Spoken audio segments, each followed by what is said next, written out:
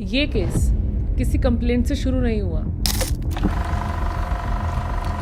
ना किसी रेड से और ना किसी मुखबिर से। साबरीमाला मंदिर में सोने चोरी का केस तब सामने आया जब केरल हाईकोर्ट के जजेस राजा विजय राघवन वी और जज केवी जयकुमार ने सितंबर 2025 में मंदिर अधिकारियों को मूर्तियों से संबंधित फाइल्स और रिकॉर्ड्स खोलने को कहा। उन्हें जरा भी एहसास नहीं था कि वो भड़कते हुए बंबूर के छत्ते को छेड़ रहे हैं। कोर्ट ने एक सिंपल सवाल पूछा, मंदिर की पवित्र मूर्तियां बिना बताए चेन्नई कैसे भेजी गई? और इस एक सवाल ने भगवान अयप्पा के मंदिर से सोने की चोरी का पूरा सच सबके सामने ला दिया। जांच के लिए गठित हुई एसआईटी की रिपोर्ट पढ़ने के बाद कोर्ट ने साबरीमाला मंदिर से जुड़े इस मामले को भगवान अयप्पा के पवित्र गहनों की लूट का एक्स्ट्राऑर्डिनरी केस बोला है। ये ऐसा मामला है जो सिर्फ कानून नहीं, लोगों की आस्था और विश्वास दोनों को कटघरे में लाकर खड़ा कर देता है।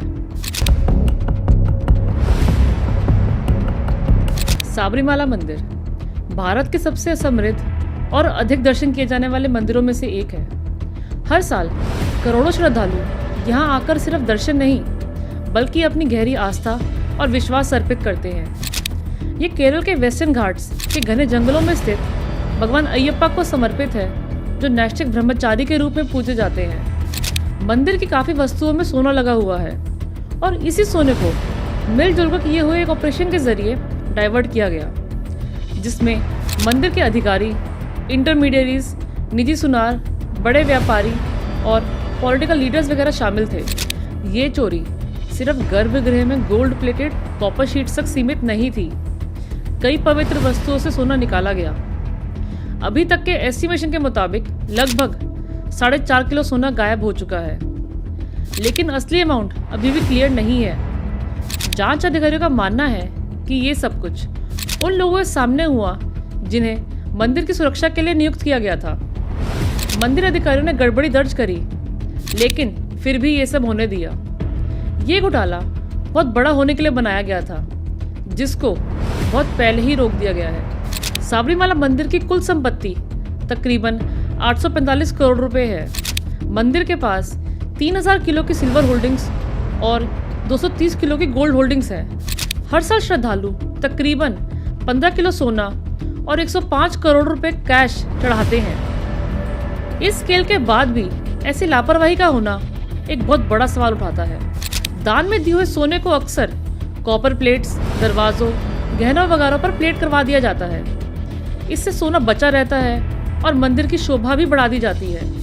साल 1998 में ट्रैवनकोर देवस्थानम बोर्ड, जो केरल के साबरीमाला और काफ़ी अन्य मंदिरों की सारी जिम्मेदारी संभालता है, उसने मंदिर के कई हिस्सों पर गोल्ड क्लैडिंग यानी कि सोने की परत चढ़वाई, जैसे द्वारपालक्स और गर्भगृह के दरवाजों पर। इस परियोजना को स्पॉन्सर किया था यूनाइटेड ब्रूअरीज के अध्यक्ष विजय माल्या ने। लगभग 30 किलो सोना दान किया गया था।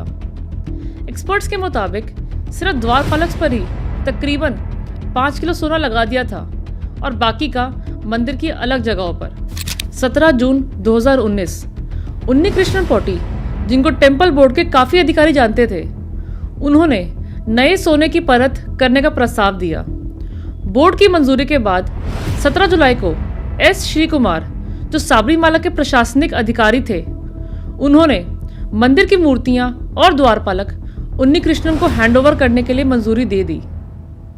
उन्नीकृष्णन ने पूरा खर्चा उठाने की बात करी। ये बात काफ़ी रिमार्केबल थी, क्योंकि उन्नीकृष्णन कभी एक प्रीस्ट के असिस्टेंट हुआ करते थे। साल 2004 से 8 के बीच में वो मंदिर के परिकर्मी के रूप में अपनी भूमिका निभा चुके थे। अमीर और प्रभावशाली श्रद्धालुओं के लिए मार्गदर्शन का काम करना, दर्शन आसानी से करवाना, उनके रहने की व्यवस्था, ये सब कुछ वो खुद देखते थे। धार्मिक क्रियाओं में लापरवाही के इल्ज़ाम के बाद उन्हें गर्भगृह से दूर रखा गया, लेकिन कुछ सालों बाद वही आदमी मंदिर के प्रोजेक्ट्स का स्पॉन्सर बन के लौटेगा, ऐसा किसी ने भी नहीं सोचा था। हैरान करने वाली बात ये थी कि जब गोल्ड प्लेटेड आइटम्स जिनको मरम्मत के लिए सौंपा गया, उनको हैंडओवर डॉक्यूमेंट्स में सिर्फ कॉपर प्लेट्स लिखा गया उन कॉपर शीट्स पर एग्जिस्टिंग गोल्ड क्लैडिंग का कोई जिक्र था ही नहीं। उन्नीकृष्णन ने पारंपरिक गोल्ड प्लेटिंग के बजाय इलेक्ट्रोप्लेटिंग का सुझाव दिया, जिसमें सोने की पतली लेयर लगती है। पहले मंदिर के अधिकारियों ने मना किया, लेकिन 1 महीने बाद आरोपों के मुताबिक उन्नीकृष्णन से हुई आपसी बातचीत के बाद टेम्पल बोर्ड ने इलेक्ट्रोप्लेटिंग को मंजूरी दे दी। गोल्ड क्लैडेड कॉपर शीट्स, जिनका वजन 42.8 kg था, उसको चेन्नई के फर्म स्मार्ट क्रिएशंस के पास भेजा गया। लेकिन वापस आने के बाद उनका वजन सिर्फ 38.25 kg मिला, यानी कि 4.5 किलो का फर्क। 11 सितंबर 2019 को जब आर्टिफैक्ट्स वापस साबरीमाला लेके जाने थे, किसी तरह की सही ऑडिट प्रक्रिया का पालन नहीं किया गया। मुख्य आरोपी ने लगभग 53 दिन तक आर्टिफैक्ट्स अपने पास रखे। इन सब के बाद भी बोर्ड ने कोई एक्शन नहीं लिया।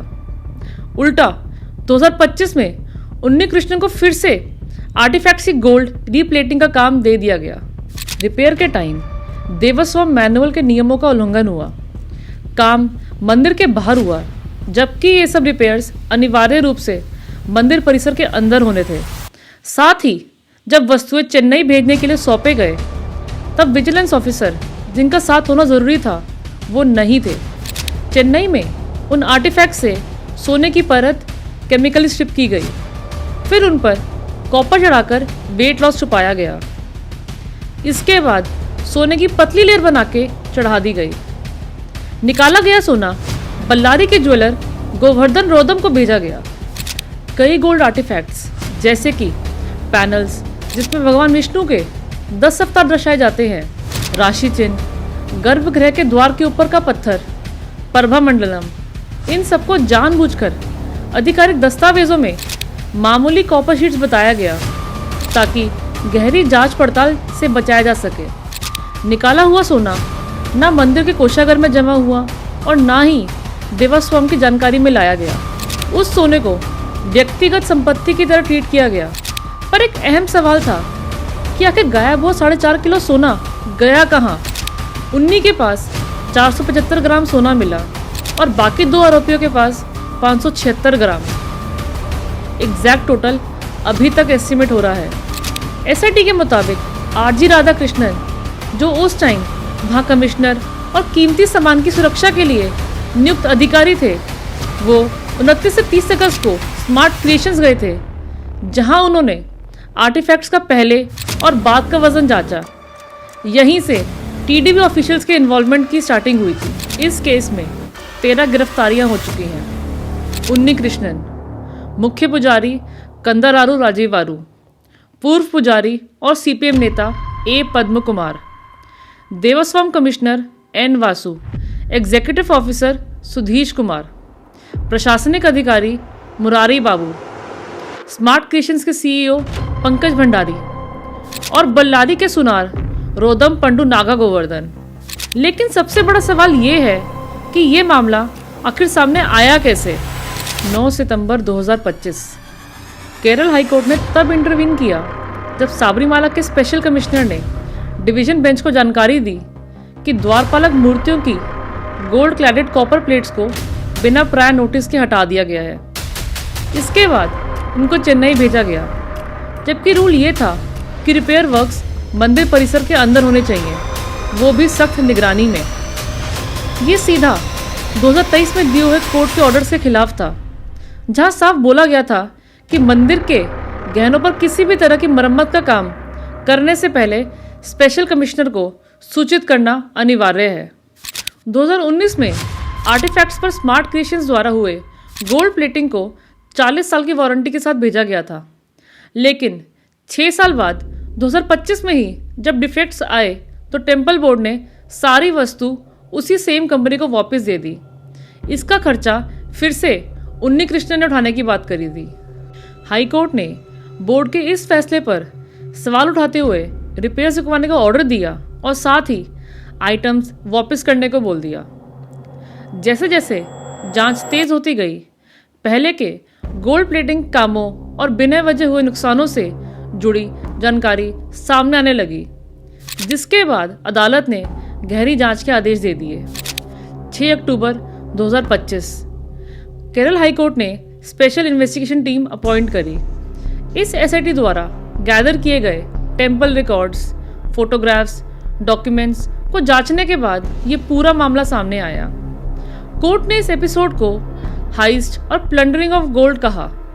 जब रिपेयर वर्क ऑन साइट मंदिर के अंदर होता है तो मूर्तियों को आखिर बाहर कैसे लेके जाया गया। साथ ही हाई कोर्ट ने टेम्पल बोर्ड की आलोचना भी की कि मरम्मत का काम पूरा होने के बाद भी लगभग 480 ग्राम अतिरिक्त सोना उन्नीकृष्णन को अपने पास रखने दिया।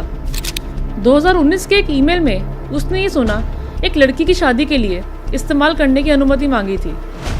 इस अनुरोध को कोर्ट ने बहुत बड़े स्तर पर अनियमित और बेहद चिंताजनक कहा। ओरिजिनली असली प्लेटिंग में कितना सोना था और कितना गायब हुआ, ये जांच करवाने के लिए एसआईटी ने तिरुवनंतपुरम में स्थित विक्रम साराभाई स्पेस सेंटर से टेक्निकल मदद मांगी है। इस केस में पॉलिटिकल एंगल भी उभर कर आया है, क्योंकि पूर्व विधायक और टेम्पल ट्रस्ट के अधिकारी ए पद्म कुमार और उस वक्त के देवस्थान मिनिस्टर के सुरेंद्रन से पूछताछ हो चुकी है। ये मामला सिर्फ केरल तक सीमित नहीं है। हाईकोर्ट के निर्देश के बाद जांच और गहरी होती चली गई है और अब इस केस में सेंट्रल एजेंसी ईडी ने एंट्री ले ली है। इस एजेंसी ने मनी लॉन्ड्रिंग के एंगल से इस मामले को देखना शुरू किया है। केरल, तमिलनाडु और कर्नाटक के मल्टीपल लोकेशंस पर रेड हो चुकी है ताकि पता लगाया जा सके कि मंदिर का सोना किस तरह सर्कुलेट हुआ है। उन्नीकृष्णन की 1.25 करोड़ की प्रॉपर्टीज अटैच कर दी है। साथ ही चेन्नई की एक फर्म से 100 ग्राम का गोल्ड बार भी सीज किया है, जो इस केस से जुड़ा हुआ बताया जा रहा है। ये पहली बार था जब जांच सिर्फ आरोपों से आगे बढ़कर पैसे के लेन देन के निशान तक पहुंची है। इस बीच एसआईटी ने साबरीमाला के तांत्रिक हेड प्रीस्ट के राजीवारू को कस्टडी में लेकर पूछताछ करी है। कोर्ट के मुताबिक उनकी क्वेश्चनिंग इसलिए जरूरी है ताकि ये समझा जा सके कि इतनी बड़ी गतिविधि बिना उनकी जानकारी के कैसे हो गई। साथ ही काफ़ी आरोपियों को अभी बेल देने से मना कर दिया गया है, क्योंकि जांच अभी क्रिटिकल स्टेज पर है। वहीं दूसरी तरफ ऑपोजिशन सीबीआई इंक्वायरी की मांग कर रही है। उनका आरोप है कि साबरीमाला मंदिर से हुए सोने चोरी के केस में सरकार और टेम्पल बोर्ड ने जानबूझकर लापरवाही करी है। पूरी घटना पर पर्दा डालने की कोशिश हो रही है और निष्पक्ष जांच के बिना सच सामने नहीं आएगा। इस तरह की चोरी के मामले, वो भी साबरीमाला मंदिर जैसे पवित्र स्थल पर, भक्तों की आस्था को गहरा झटका देते हैं। जब मंदिर की पवित्रता और प्रबंधन पर सवाल उठते हैं तो नुकसान सिर्फ धन का नहीं बल्कि विश्वास और भक्ति का होता है। अभी तक चार्जशीट फाइल नहीं हुई है और जब तक पूरा सच कोर्ट के सामने नहीं आता, ये सवाल बना रहेगा कि क्या ये सिर्फ सोने की चोरी थी या फिर एक ऐसे सिस्टम की फेलियर जहां पवित्रता और ताकत एक ही जगह पर बिना जवाबदेही के मिल जाते हैं। फैसला अभी बाकी है।